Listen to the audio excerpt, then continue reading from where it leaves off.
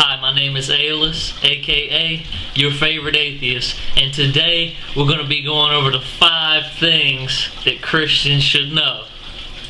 Yeah, you. Especially you. Are you leaving me a comment right now? Stop. I haven't even said anything yet. God good. He gives us so many blessings undeserved. That's what we are. We ought to thank.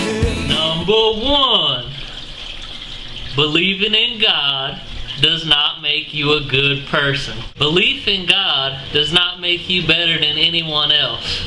And even if it did, you'd have to specify which God it is, because you know there's about 1 billion Hindus, there's probably another 1 billion Muslims, and another 1 billion Christians. So even if it did make you a better person, then you have to distinguish between which God it is that makes you a good person. But we already know that it doesn't. And even if believing in a God made you a good person, you would see that crimes were only committed by people who were not religious. But that's the total opposite of what we see, and prison populations primarily consist of people who are religious. Number 2, morality does not come from God, which kind of goes hand in hand with number 1 with what I just said. Because people that don't believe in a God still do good and good things or good deeds. If morality were to come from a God, we would expect morality to be objective. But we know that morality is not objective, morality is subjective.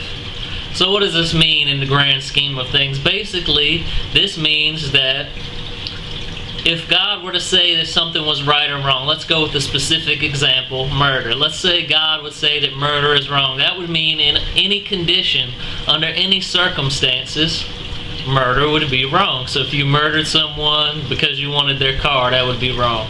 If you murdered someone because they tried to murder you first, that would still be wrong. However, we know that's not how society works, and morality is subjective. For example, we find people not guilty when they murder someone in self-defense, which is not what you would expect if morality came from an objective lawgiver. Number 3. Christians did not invent marriage. Marriage has been a part of human history throughout all of recorded history, which means marriage existed before the Bible was ever penned into existence. Think about that. Number 4. The Bible contains, at minimum, transcriptual errors. What this means is the people who were translating and transcribing the Bible into different languages and different dialects made errors, at minimum.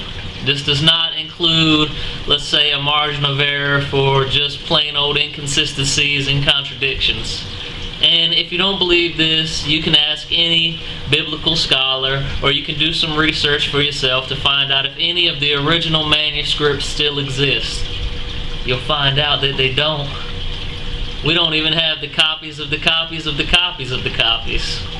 Think about that. Number 5. Before trying to convert anyone to Christianity, you should understand what that entails.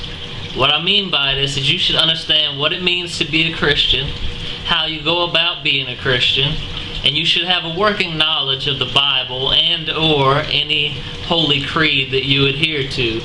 And the reason for this is you wouldn't go around calling yourself an astrophysicist if you weren't an astrophysicist. You wouldn't go around calling yourself a surgeon if you were not properly trained in surgeries. So don't go around calling yourself a Christian if you don't know what that means just yet. And don't be trying to convert anyone else to it if you don't know what it means. So as I mentioned, these are the 5 things that I think that Christians should know. Don't forget to subscribe to my channel. And don't forget to like this video. And while you're at it, go check out my friends' channels. I'll have the links below. Bunto Skiffler, The Prototype Atheist, and Godless Glenn. And also, while you're down there doing a little clicking around, you'll see I've included other links down there. I recently became an admin of Religion Hurts Humanity and Philosophical Atheism. And you can find those Facebook pages at facebook.com/philosophicalatheism and facebook.com/religionhurtshumanity. I also blog over at religionhurtshumanity.com. Go check it out. As I mentioned, you better subscribe and you better like this video and share it, just because I said so. And as always, thanks for watching.